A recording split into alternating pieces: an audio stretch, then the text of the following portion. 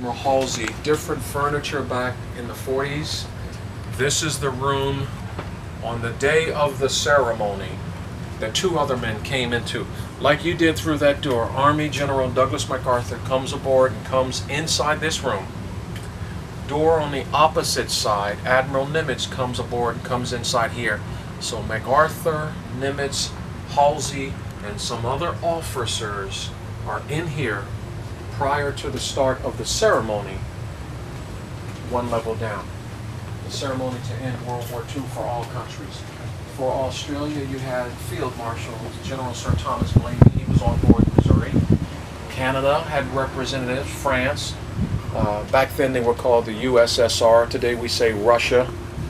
They had representatives aboard. China. Japan had representatives. New Zealand and the Netherlands. All of these countries were fighting in the Pacific against Japan a little bit longer than the fighting was done in Europe. So they come aboard this ship under President of the United States, Harry Truman, from the state of Missouri, to do a ceremony, we hope, to end World War II for all countries. All at the same time? On that morning. Different times they come aboard that morning. But the big guys were in here. Now, the big guys, since this is being recorded, I take it to another level. War has two sides. When it starts, the aggressors started, the Allies fight to end it. Then at the end, the vanquished have to come up to the victors that go down. See how that all comes together? So having those men here, one level above where the ceremony takes place, as Japan's representatives come aboard the Missouri on the main deck, they have to come up one level. We come down, they meet in the middle.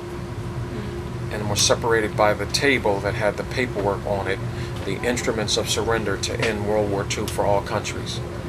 So this is where they were right before the start of a 23-minute-long ceremony that took place on board this ship, anchored in Tokyo Bay, with 255 other ships around the Missouri, all ships taking wartime precautions. What that means is we had weapons loaded. Battle ready, just in case. We had over 1,000 aircraft getting airborne, also loaded, just in case things went awry.